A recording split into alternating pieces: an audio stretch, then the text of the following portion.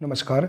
आइए आज हम इस वीडियो के माध्यम से 8th ग्रेड अभ्यास पुस्तिका कक्षा 6 विषय गणित, देखिए इस प्रकार से विषय गणित 8th ग्रेड अभ्यास पुस्तिका हमें प्रदान की गई है, जिसके अंतर्गत हमें देखिए विषय सूची हम देखेंगे। इस विषय सूची में इस प्रकार से सभी अध्याय की विषय सूची यहाँ दी गई है। इसके अंतर्गत हम अध्याय 2 पूर्ण संख्याएं, इसके सभी प्रश्नों के आंसर हम किस प्रकार से अपनी गणित की पाठ्यपुस्तक के आधार पर हम पूर्ण करेंगे, आइए आज हम इस वीडियो के माध्यम से जानेंगे।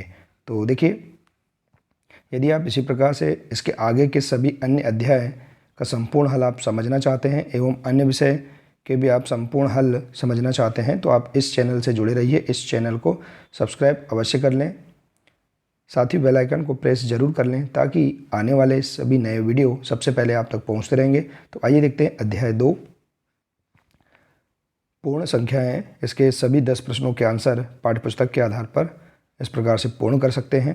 देखिए, प्रश्नों को पूर्ण करने के लिए यहाँ निर्देश दिए गए हैं, इनके आधार पर आप आसानी से प्रश्नों को हल कर सकते हैं। तो पहला प्रश्न है, संख्याएं 1 2 3 4 5 डैश डैश गिनने वाली या गणन संख्याओं को क्या कहते हैं। तो देखिए, इन संख्याओं को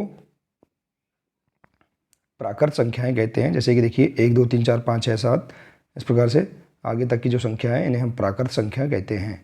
इस प्रकार से अगला प्रश्न है, संख्या 1776 का पूर्ववर्ती लिखिए। तो देखिए, इस प्रश्न की समझ के लिए पृष्ठ क्रमांक 29 देख सकते हैं। देखिए 1776 का पूर्ववर्ती, हम इसमें से एक घटा देंगे तो इसका पूर्ववर्ती हमें प्राप्त हो जाएगा। तो क्या आ जाएगा, 1775 इसका पूर्ववर्ती होगा। ठीक है, अर्थात 1776 का पूर्ववर्ती अर्थात इसके पहले की संख्या, तो 1775 इसका आंसर आ जाएगा। अगला प्रश्न है, संख्या, देखिए यहाँ दिया गया है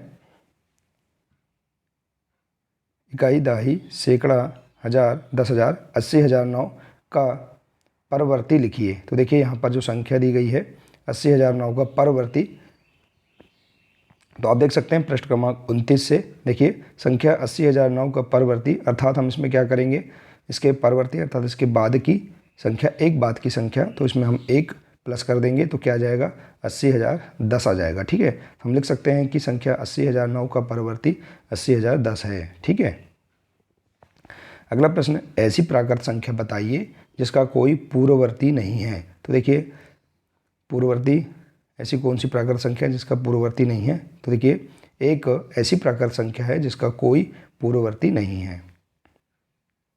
अगला प्रश्न है, सबसे छोटी और सबसे बड़ी पूर्ण संख्या लिखिए। तो देखिए, इसका आंसर पृष्ठ क्रमांक 30 से आप देख सकते हैं। आंसर है, देखिए सबसे छोटी पूर्ण संख्या 0 है और सबसे बड़ी पूर्ण संख्या कोई नहीं है। तो इस प्रकार से आप इसका आंसर बता सकते हैं। अगला प्रश्न है, संख्या 1099 के बाद अगली 3 प्राकृत संख्या लिखिए। तो देखिए, हम इसे प्राकृत संख्या अर्थात इसके बाद के क्रम के आगे की संख्या लिख देंगे। तो 1099 के बाद अगली 3 प्राकृत संख्या है 1100, 1101, 1102। ठीक है, इसके बाद अगला प्रश्न है, संख्या रेखा का प्रयोग कर 3 धन 4 का मान ज्ञात कीजिए। तो देखिए, इसका आंसर आप देख सकते हैं पृष्ठ क्रमांक 31 से। संख्या रेखा पर 3 धन 4 बराबर क्या होगा, 7 होगा। तो देखिए, इस प्रकार से हम इसे, इसका संख्या रेखा का प्रयोग करके संख्या रेखा बना लेंगे और इसमें हम देखेंगे यह धनात्मक हमें प्राप्त हुआ है 7। तो देखिए, 3 से हम 4 कदम आगे की ओर जाएंगे तो 3, 4, 5, 6 और 7, तो हमारे पास आंसर क्या प्राप्त होगा, 7। तो इस प्रकार से हम इसे संख्या रेखा में भी प्रदर्शित कर सकते हैं। अगला है, 6 ऋण 4 को संख्या रेखा पर दर्शाकर मान ज्ञात कीजिए। तो देखिए, इसका आंसर पृष्ठ क्रमांक 32 से। 6 ऋण 4 अर्थात हमें आंसर प्राप्त होगा, 6 में से हम 4 माइनस करते हैं या कम करते हैं तो हमें 2 प्राप्त होगा। तो हम संख्या रेखा में इसे दर्शा सकते हैं। देखिए, 6 से हम 4 कदम पीछे की ओर आएंगे तो देखिए 6, 5, फिर 4, फिर 3 और फिर 2, तो हमें आंसर क्या प्राप्त होगा, 2 प्राप्त होगा। ठीक है, अगला प्रश्न है, प्रश्न 9, 4 गुणा 2 का मान संख्या रेखा की सहायता से ज्ञात कीजिए। तो देखिए, इसे हम समझ सकते हैं पृष्ठ क्रमांक 32 से। 4 गुणा 2 अर्थात क्या होगा, 8, या हम इसे लिख सकते हैं 4 का 2 बार। ठीक है, तो 4 हम को 2 बार लिखेंगे तो 4 + 4 = 8 होगा। ठीक है, तो हम इस संख्या रेखा में दर्शा सकते हैं। देखिए, एक बार हम 1 से 4 और फिर दूसरी बार में हम 4 से 8 पर हम इस प्रकार से संख्या रेखा में दर्शा सकते हैं। तो हमें आंसर प्राप्त होगा 8। ठीक है, इसके बाद देखिए अगला है 10वां प्रश्न है 42 और 57 के बीच कितनी पूर्ण संख्याएं होंगी। तो देखिए इसका आंसर आप देख सकते हैं प्रश्न क्रमांक 30 और 32 से।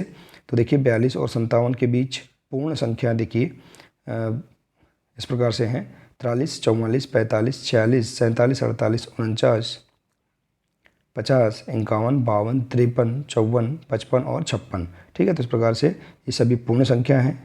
अतः 42 और 57 के बीच 14 पूर्ण संख्या हैं। तो इस प्रकार से आप इनका आंसर बता सकते हैं। तो देखिए इस प्रकार से आप यहाँ पर इस अध्याय के सभी 10 प्रश्नों के आंसर अपनी पाठ्यपुस्तक से आप आसानी से पूर्ण कर सकते हैं। आप पाठ्यपुस्तक में पृष्ठ क्रमांक के आधार पर आसानी से इस अध्याय के सभी प्रश्नों के आंसर आप समझ सकते हैं।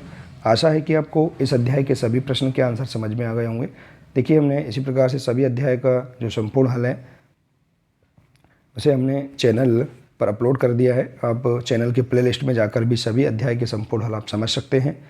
तो आज के लिए सिर्फ इतना ही है। मिलते हैं इसी प्रकार से अगले नए वीडियो के साथ। नमस्कार।